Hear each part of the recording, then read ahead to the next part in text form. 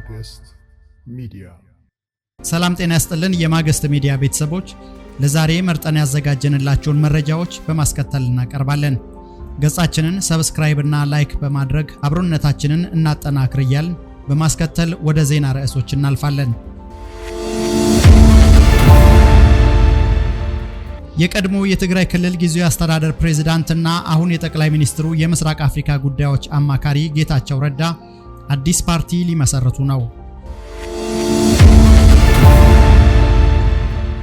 የአማራ ብሔራዊ ንቅናቄ ከሰሞኑ በሰጠው መግለጫ ላይ ለተነሱ ተቃውሞችና የሚዲያ ዘገባዎች ሊቀመንበሩ ዶክተር በለጠ ሞላ ምላሽ ሰጡ።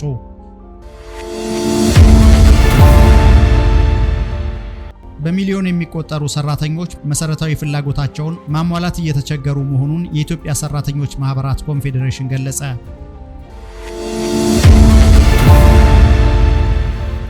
የአክቲቪስት ስዩም ተሾመ በፍርድ ቤት አለመቅረብ የፍትህ ስርዓቱን በአጠቃላይ የሚመለከት መነጋገሪያ ጉዳይ ሆኗል። በአዲስ አበባ ቦሌ አካባቢ ለኦሮሚያ ፕሬዝዳንት ጽህፈት ቤት ማስፋፊያ ይፈርሳሉ ተብለው የነበሩ ነባር ህንፃዎች አይፈርሱም ተባለ።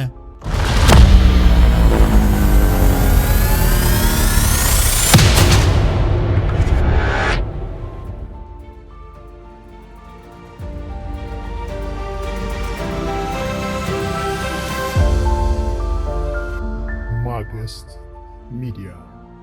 የቀድሞ የትግራይ ክልል ጊዜያዊ አስተዳደር ፕሬዝዳንትና አሁን የጠቅላይ ሚኒስትሩ የምስራቅ አፍሪካ ጉዳዮች አማካሪ ጌታቸው ረዳ አዲስ ፓርቲ ሊመሰርቱ ነው። በአቶ ጌታቸው ረዳ የሚመራው የህወሓት ቡድን አዲስ የፖለቲካ ፓርቲ ለማቋቋም በሂደት ላይ መሆኑን ከሰሞኑ ባወጣው መግለጫ ማስታወቁ አይዘነጋም።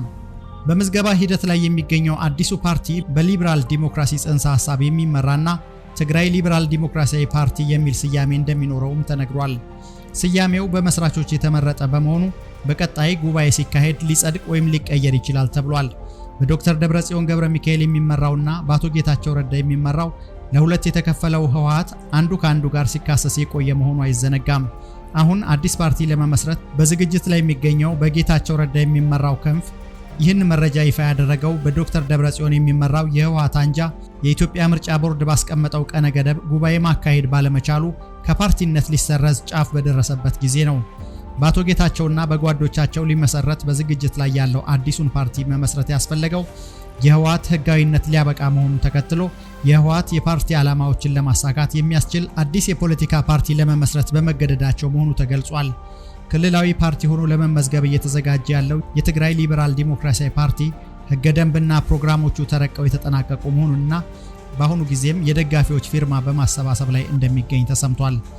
በቀጣዩ ወርሃ ግንቦት ቅድመ እውቅና ያገኛል ተብሎ በሚጠበቀው አዲሱ ፓርቲ መስራችነት ከአቶ ጌታቸው ረዳ በተጨማሪ በቅርቡ የትምህርት ሚኒስቴር አማካሪ ሚኒስትር ዴኤታ ተደርገው የተሾሙት ፕሮፌሰር ክንደያ ገብረ ሕይወት እንዲሁም የኤፈርት ዋና ስራ አስፈጻሚ የሆኑት አቶ በየነ ምክሩ ይገኙበታል ተብሏል።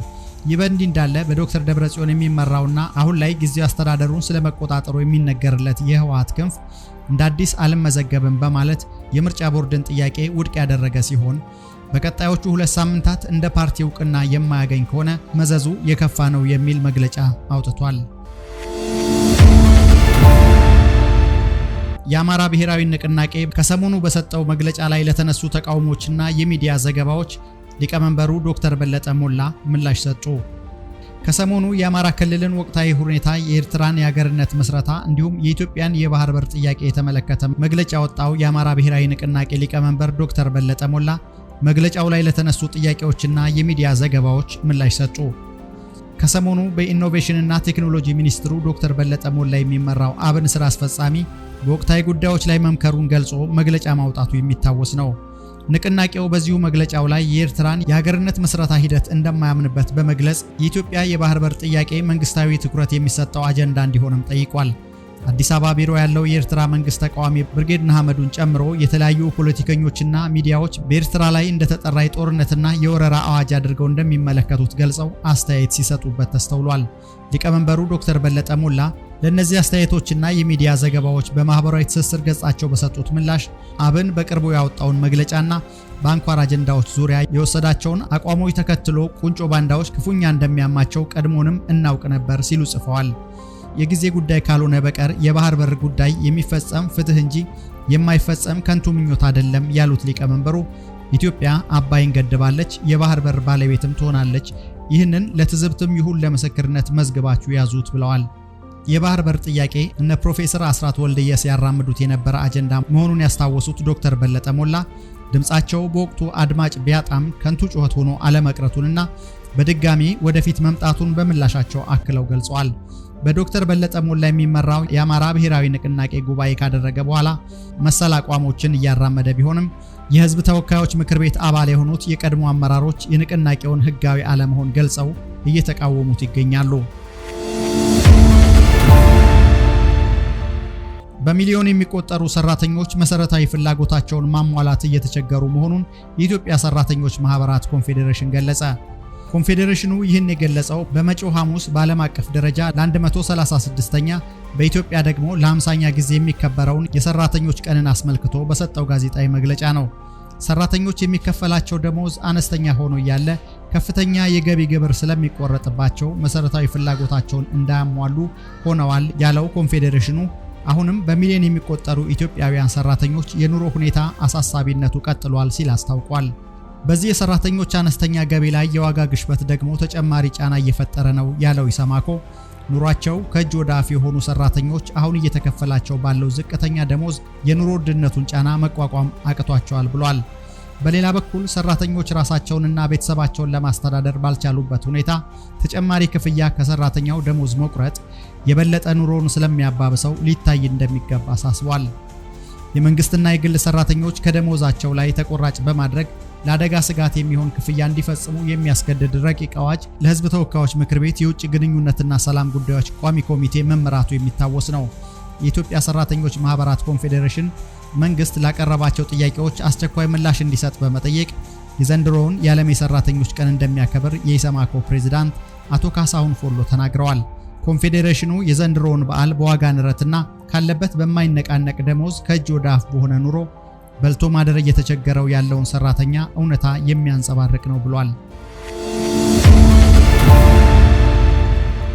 የአክቲቪስት ስዩም ተሾመ በፍርድ ቤት አለመቅረብ የፍትህ ስርዓቱን በአጠቃላይ የሚመለከት መነጋገሪያ ጉዳይ ሆኗል። የእነ አቶ ዮሐንስ ቦያለውና ክርስቲያን ታደለን መዝገብ እየተመለከተ የሚገኘው የፌዴራል ከፍተኛ ፍርድ ቤት ልደታ ምድብ የሽብር ወንጀል ችሎት አክቲቪስቱ ቀርቦ መልስ እንዲሰጥ ለፌዴራል ፖሊስ ትዕዛዝ ሰጥቶ ነበረ።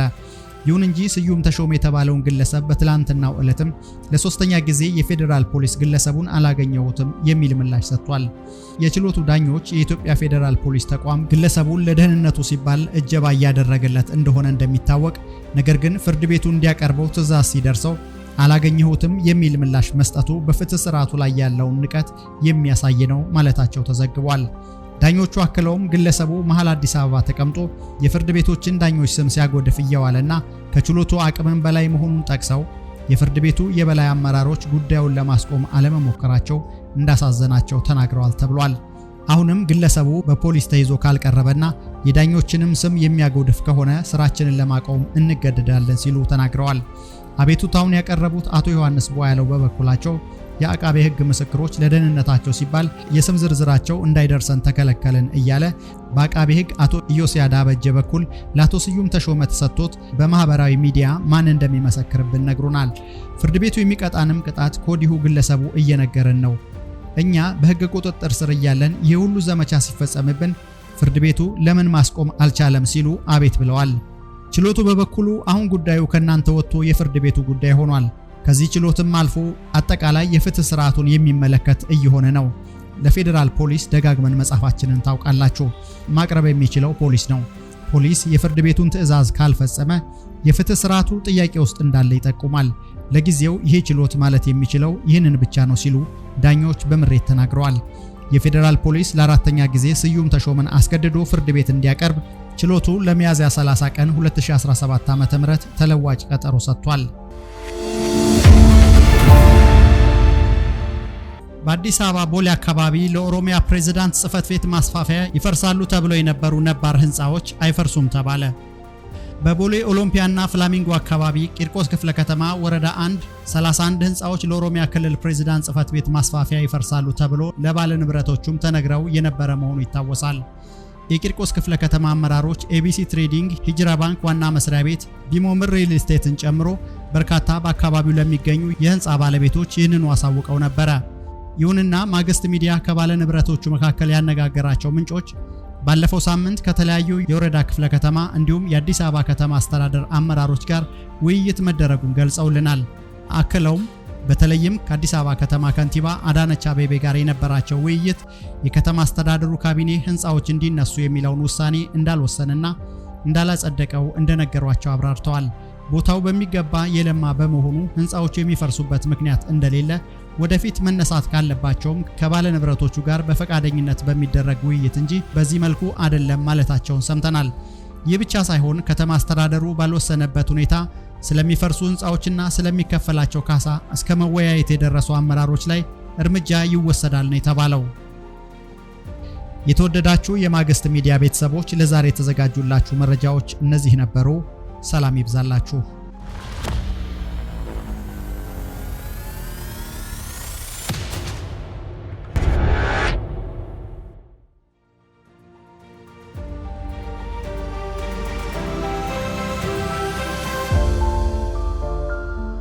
Magus Media.